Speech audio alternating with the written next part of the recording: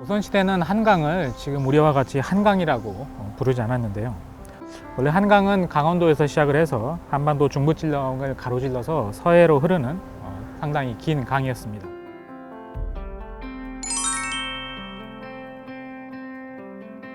용산강은 용산 지역 일대의 한강을 부르는 명칭이었고요. 다른 지역 같은 경우에는 마포 지역에 흐르는 강은 마포강, 그 다음에 용산강 서쪽에 흐르는 강을 서강이라고 부르는 것과 같은 이치였습니다.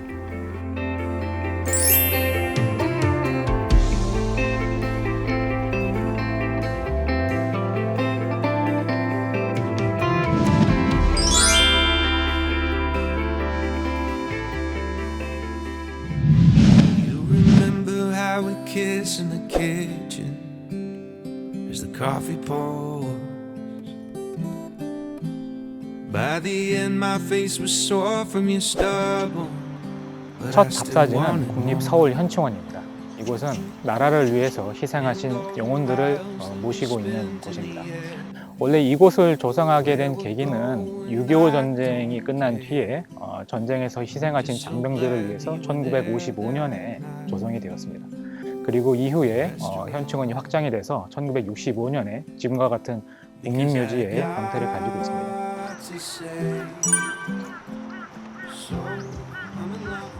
우리가 들어가는 곳은 현충문입니다. 현충문은 현충원의 가장 중심적인 공간이라고 할 수 있겠죠. 처음에 들어갈 때 현충문을 보게 되고요. 한 바퀴를 둘러본 뒤에 나갈 때 현충문을 둘러보게 됩니다.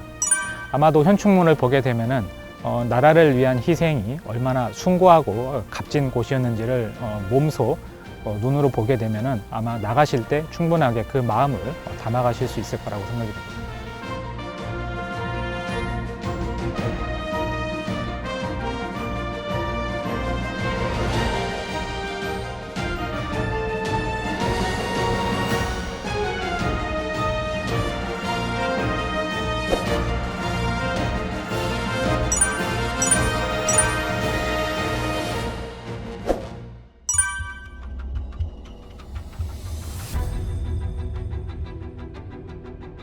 학도의원군은 1950년 6.25 전쟁 당시에 군인이 부족했기 때문에 학생 신분으로 자발적으로 전투에 참여한 분들을 학도의원군이라고 보통 많이 부릅니다.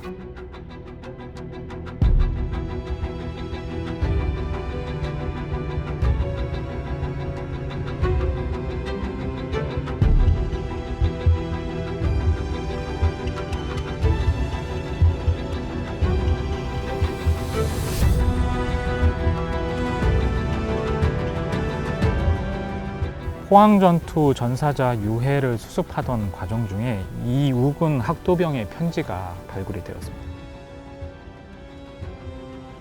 어머님, 나는 사람을 죽였습니다. 아무리 적이지만 같은 언어와 같은 피를 나눈 동족이라고 생각하니 가슴이 답답하고 무겁습니다. 어머님, 전쟁은 왜 해야 하나요? 어머니, 저는 꼭 살아서 다시 어머니 곁으로 달려가겠습니다. 다수의 학생들이 실제로 참여해서 나라를 위해서 희생했다라고 하는 그 모습을 보고 이들의 이름이 남겨지지 않았다는 그 사실이 많이 안타깝다는 생각을 하고 있었습니다.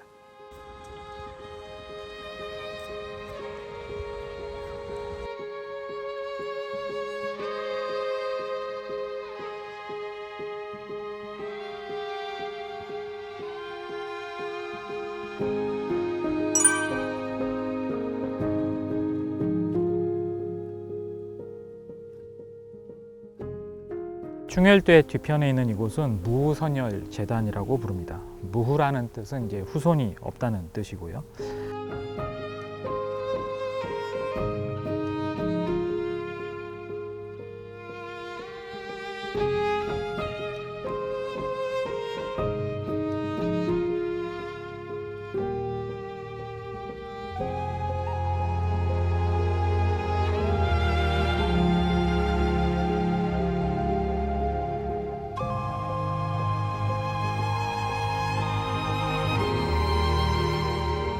묘소도 없고 자손도 없이 의로운 혼으로 도는 선열들이여, 국민 모두가 후손이외다.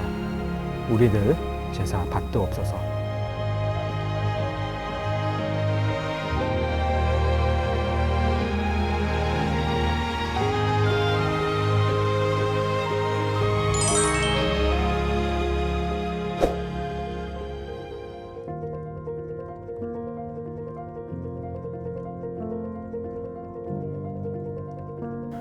현재 현충원에 모셔져 있는 대통령으로는 이승만 대통령, 박정희 대통령, 김대중 대통령, 김영삼 대통령 묘가 있습니다.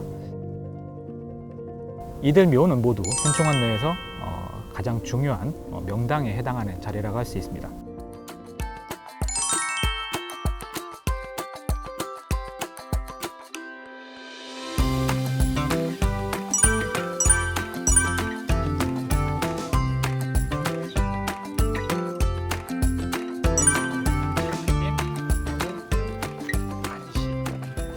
현충원 최고의 명당 자리는 창빈안 씨가 차지하고 있습니다. 창빈안 씨는 중종의 후궁이자 나중에 국왕이 되는 선조의 할머니가 되겠습니다. 창빈안 씨가 이 지역에 묘를 차지하게 된 이유는 자신의 손자인 선조가 왕이 되면서 자기 할머니를 모시기 위해서 특별하게 중요한 명당 자리에 안치를 한 것입니다. 현충원에 들어오시게 되면 주산을 상대로 왼쪽과 오른쪽에 산자락이 펼쳐져 있는 걸 볼 수 있고, 그 가운데에 창빈안 씨 묘가 나지막한 언덕 위에 조성이 되어 있습니다.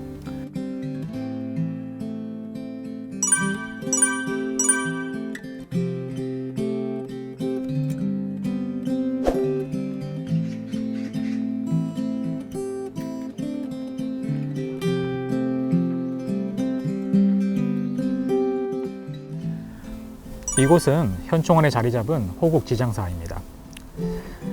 전설에 따르면 신라 말에 도곡선사가 창건했다고 전해지는데요.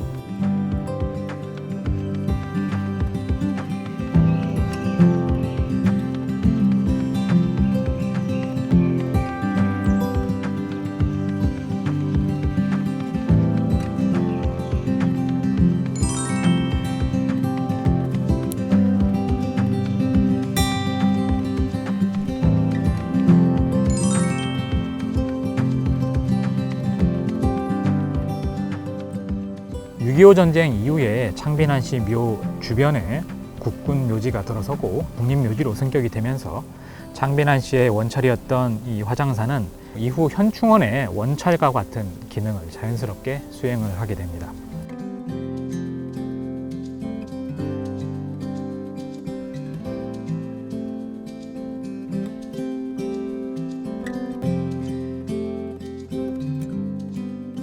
용산강에는 다양한 역사를 가지고 있지만 그 중에서도 우리 역사에서 가슴 아픈 역사를 지니고 있는 곳이기도 합니다.